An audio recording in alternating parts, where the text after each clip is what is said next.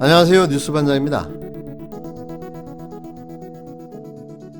대한민국 사법고시 구수의 신화 윤석열. 사람에게 충성하지 않겠다는 검사. 알고 보니 조직에 충성하고 조직의 기득권을 지키고 부패를 은폐하며 검찰 개혁을 막으려 온갖 꼼수와 방해 공작으로 문재인 정부를 지속적으로 공격해왔습니다. 이쯤이면 물러날 법도 한데요. 참 대단하다고 밖에는 설명할 방법이 없습니다. 왜 이렇게 뭉개고 버티는 걸까요? 물론 검찰을 떠나는 순간 그는 범죄 용의자가 될 테니 선택의 여지가 없다는 건 잘 알고 있지만 그래도 고래임줄처럼 버티며 한 목숨 유지해 보겠다고 저러는 걸 보면 애잔하기도 합니다. 지난 2일 신임 검사 임관식에서 말도 안 되는 헛소리를 하고 자신이 대통령인 줄 착각하는 발언도 서슴지 않았는데요. 또 현 정부를 독재라고 비판하며 검찰의 반정부 선언을 하고 나섰습니다. 물론 이건 저의 개인적인 해석이지만 독재와 전체주의라는 말로 문재인 정부를 싸잡아 비판한 거죠. 이에 여권에서도 그를 향한 각종 비난이 줄을 이었는데요. 정치를 하려면 검찰을 떠나라고 윤석열을 성토했습니다. 윤 총장이 측근 한동훈 검사장을 보호해 주려다가 상급자인 추미애 법무장관과 마찰을 겪기까지 했습니다. 이제 윤석열 총장은 물러나야 합니다. 문재인 정부를 독재와 전체주의라면서 검찰총장직에 있다는 것은 독재와 전체주의의 대열에 함께한다는 것과 무엇이 다릅니까? 차라리 문재인 정부의 검찰총장직에서 물러나서 본격적인 정치의 길로 들어서는 것이 현명할 것입니다.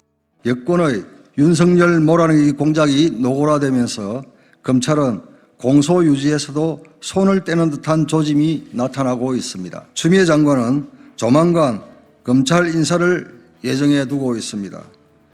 정권의 말을 듣지 않는 검사들에 대한 추가 학살이 그 목표일 것으로 예상됩니다. 유례없는 위기일수록 검찰이 성령 없이 철저히 수사해야만 역시 검찰이란 평가와 함께 국민의 신뢰를 찾을 수 있을 것입니다. 법무부가 한 차례 연기한 검찰인사위원회가 6일 개최되면서 금주 검찰 고위 간부 인사가 단행될 전망입니다. 이는 추미애 법무부 장관 취임 이후 두 번째 검찰 인사로 윤석열 사단의 해체도 가속될 것으로 보여지는데요.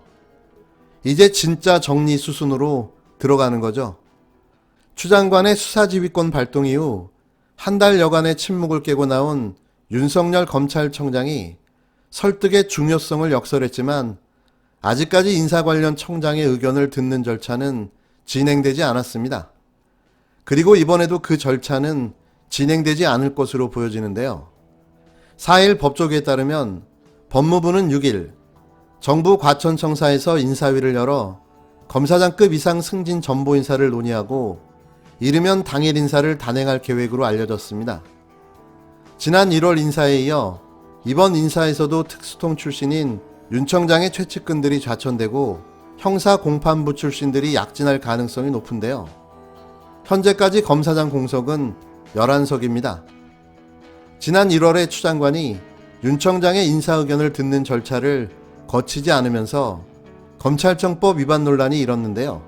인사위 개최를 이틀 앞둔 이날까지도 윤 청장의 의견 전달은 이루어지지 않고 있습니다. 윤 청장은 전날 신임검사 신고식에서 자신의 생각을 동료와 상급자에게 설득해 검찰 조직의 의사가 되게 하고 수사 대상자와 국민을 설득해 공감과 보편적 정당성을 얻어야 한다면서 설득의 중요성을 역설했는데요. 이번 인사에서도 검찰의 설득 작업을 수렴해달라는 의미로 읽히는 대목입니다. 하지만 추 장관이 윤 청장의 메시지를 받아들일 가능성은 전혀 없어 보이는데요. 그동안 추 장관은 윤 청장과의 갈등에서 한 차례도 물러서지 않았습니다. 검언 유착 의혹과 관련해 윤 청장의 중개안을 거절하고 수사 지휘권을 박탈했었는데요. 법무부 산하 법무검찰개혁위원회는 최근 청장의 구체적 수사 지휘권을 폐지하고 청장의 인사 의견을 서면으로 인사위에 제출하게 하는 등 권한을 제한하라고까지 권고했습니다. 이에 개혁위의 권고안에 대한 검찰 내부 반발도 커지고 있는데요. 검찰 입장을 대변하는 이영림 서울남부지검 공보관은 검찰 내부 통신망 2플러스에 검찰을 다루는 저들의 방식에 분개한다면서도 그 방식에 기생하려는 몇몇 인사들 또한 검사라는 사실이 부끄럽다고 밝혔습니다. 이 댓글은 앞서 김남수 서울중앙지검 검사가 지난달 29일 개혁이 권고하는 검찰의 정치적 중립을 훼손한다는 내용으로 2플러스에 올린 글에 댓글을 남겼고 이 공보관 외 200개가 넘는 동조의 댓글이 달렸는데요. 아직도 멀었습니다. 아직도 권위주의와 특권의식에 사로잡힌 정치검찰의 생각은 한치의 변화도 없는데요. 검찰은 스스로 개혁할 수 없다는 진실을 몸소 보여주고 있는 거죠. 이들은 검찰 해체 수준의 개혁을 당해야만 국민을 위한 온전한 검찰로 다시 태어날 수 있을 듯합니다. 제가 법무부 장관으로 지명된 후에 저를 최종 목표로 하는 검찰의 전방위적 저인망 수사가 있었습니다. 마침내 기소까지 되었습니다. 고통스러운 시간이었습니다. 그렇지만 미일불문하고 국민 여러분께 선고합니다. 오늘부터 저는 법정에 출석합니다. 검찰이 왜곡하고 과장한 혐의에 대해서 사실과 법리에 따라 하나하나 반박하겠습니다. 오랜 시간이 걸릴 것입니다. 그렇지만 지치지 않고 싸우겠습니다. 언론 여러분께 부탁드립니다.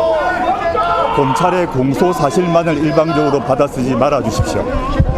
그리고 오늘부터 전개되는 법정에서도 변호인의 반대 신문 내용도 충실히 보도해 주시길 바람하지 않습니다. 조국 전 법무부 장관이 유튜브 채널 거짓과 진실의 운영자 우종창 씨를 상대로 1억 원 상당의 손해배상 청구 소송을 제기했습니다. 우 씨는 조 전 장관이 청와대 민정수석 시절 박근혜 전 대통령의 국정농단 사건 1심 재판장과 식사를 했다는 취지의 의혹을 제기해 지난달 실형을 선고받고 법정 구속된 상태인데요. 아주 통쾌합니다. 5일 법원 등에 따르면 조 전 장관은 전날 서울 북부지법에 우 씨를 상대로 손해배상 청구 소송을 제기했는데요. 우 씨는 2018년 3월 자신이 운영하는 유튜브 채널에서 조 전 장관이 2018년 1월에서 2월께 청와대 인근 한식집에서 김세윤 부장판사를 만나 부적절한 식사를 했다는 발언을 했습니다. 이에 조 전 장관은 지난해 2월 우 씨를 정보통신망법 위반 명예훼손 혐의로 경찰에 고소했고 우 씨는 지난달 17일 1심에서 징역 8개월을 선고받았고 법정에서 구속됐는데요. 조 전 장관 측은 명예훼손 행위의 구체적인 내용과 그로 인한 피해, 사회적 영향 등 여러 가지 사정을 고려해 1억 원을 위자료로 지급하라는 손해배상 청구 소송을 제기했다고 밝혔습니다. 1억 원은 너무 약한 거 아닌가요? 이들이 두 번 다시 같은 짓을 반복하지 못하도록 징벌적 차원에서라도 10억 원 정도가 적당하다고 생각되는데요. 자신의 사익을 위해 남을 음해하는 자의 최후가 얼마나 비참하고 처절하게 마무리되는지를 직접 보여줘야 합니다. 그간 고생한 것을 생각한다면 10억도 작다라고 느껴지는데요. 조 전 장관의 말처럼 따박따박 하나씩 위자료 청구 소송도 진행돼야 합니다. 이게 정의고 이게 권선징악의 모습이기 때문이죠.